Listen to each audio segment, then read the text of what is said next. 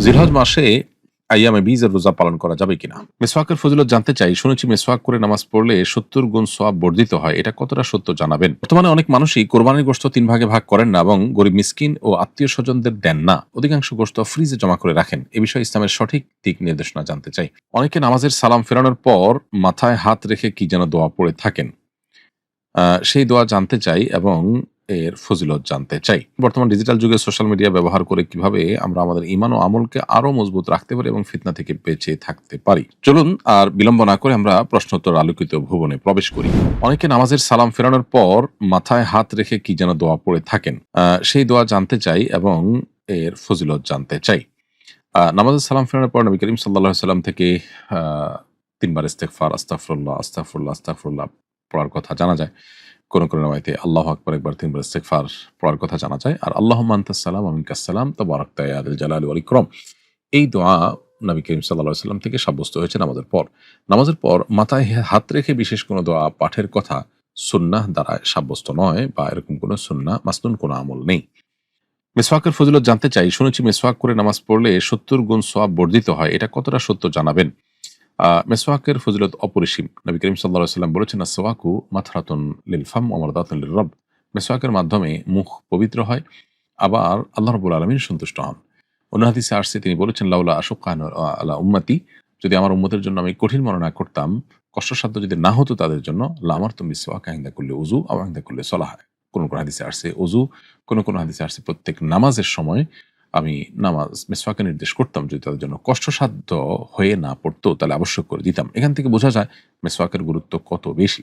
তবে মিসওয়াক করে নামাজ পড়লে সে নামাজের পরিমাণ, সওয়াবের পরিমাণ ৭০ গুণ বৃদ্ধি হওয়ার মর্মে যে হাদিস বর্ণিত হচ্ছে সে হাদিসটি খুবই দুর্বল। সেটি কোনোভাবে নবী করিম সাল্লাল্লাহু আলাইহি ওয়াসাল্লামের সাথে সম্বন্ধ করা বা বিশুদ্ধতার মানদণ্ডে উত্তীর্ণ হাদিস বলে বলা যায় না। আবু রায়হান লিখেছেন, বর্তমান ডিজিটাল যুগে সোশ্যাল মিডিয়া ব্যবহার করে কিভাবে আমরা আমাদের ঈমান ও আমলকে আরো মজবুত রাখতে পারি এবং ফিতনা থেকে বেঁচে থাকতে পারি।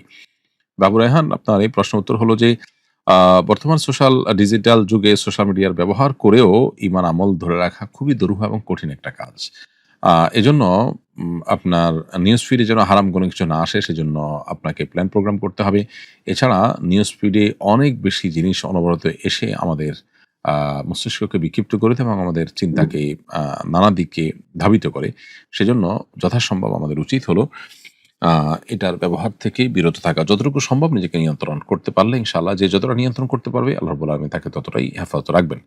বর্তমানে অনেক মানুষই কোরবানির গোশত ৩ ভাগে ভাগ করেন না এবং গরিব মিসকিন ও আত্মীয়-স্বজনদের দেন না। অধিকাংশ গোশত ফ্রিজে জমা করে রাখেন। এ বিষয়ে ইসলামের সঠিক দিক নির্দেশনা জানতে চাই। খুবই গুরুত্বপূর্ণ একটি প্রশ্ন। খুবই দুর্ভাগ্যের বিষয় যে আমাদের সমাজে আজকাল কোরবানিকারীদের মধ্যে আ অনেকেই এই কাজটি করেন। অর্থাৎ কোরবানির গোশতের পারলে পুরাটুকুই, আর না হয় বেশিরভাগ অংশই তারা ফ্রিজে ঢুকিয়ে ফেলেন বা রেখে দেন। যাতে করে বেশ অনেকদিন তিনি এই কোরবানির গোশত দিয়ে তার সংসার চালাতে পারেন বা তার সংসারের প্রয়োজন মেটাতে পারেন। কোরবানি, নামই যার কোরবানি, নামই যার ত্যাগ এবং স্যাক্রিফাইস, সেখানে আসলে গোশত স্তূপ করে নিজের ফ্রিজে রেখে দেওয়া বা বেশিরভাগ গোশত নিজে রেখে দেওয়া, নামকাওস্তে কিছু গরিবকে দেওয়া বা গরিবকে বিলকুল না দেওয়া, এটা কোরবানির যে মৌলিক উদ্দেশ্য আছে তার সাথে সঙ্গতিপূর্ণ নয়।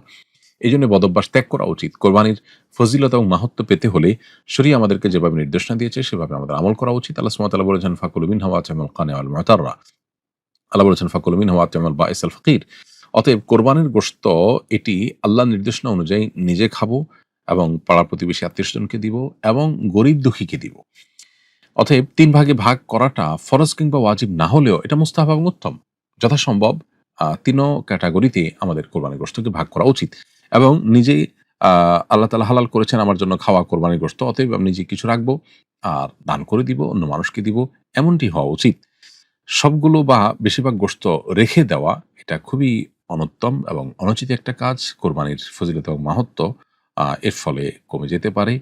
এমনকি আমরা মাহরুমও হতে পারি যদি উদ্দেশ্যই হয় এখান থেকে শুধু ফ্রেশ গোশত আহরণ করা কিংবা দীর্ঘদিনের গোশতের চাহিদা মিটানো।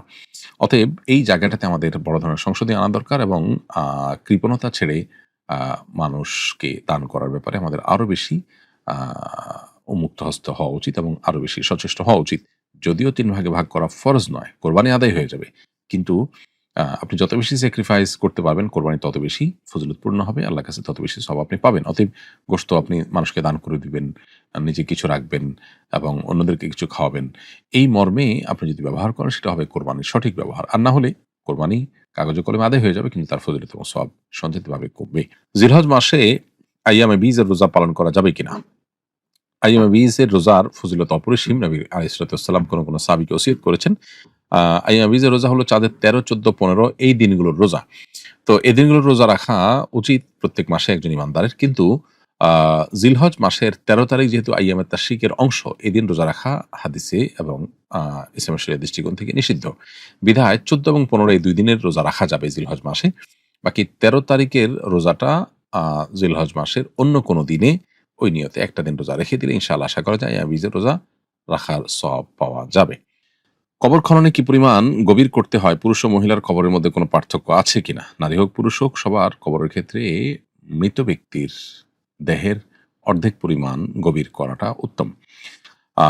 এর চেয়ে বেশি যদি করা যায় সেটা ভালো। অর্থাৎ লাশ যাতে কোনোভাবে যেন তেনভাবে উপরে উঠে না পড়ে, অসম্মান জনক কোনো কিছু না ঘটে সেজন্য যতটুকু গভীর করা যায় ততই ভালো। তবে সাধারণত লাশের অর্ধেক পরিমাণ বা তার চাইতে একটু গভীর করলেই আপনার কবর খননের ক্ষেত্রে যে শরিয়ার নির্দেশনা আছে সেটি আদায় হয়ে যাবে।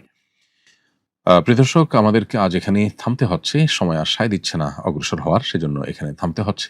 যারা হজ করতে গেছেন তাদেরকে আল্লাহ তাআলা হজ্জে মাবরুর করে নিরাপদে ফিরে আসার তৌফিক দান করুন। জাযাকুমুল্লাহু খাইরান। আসসালামু আলাইকুম ওয়া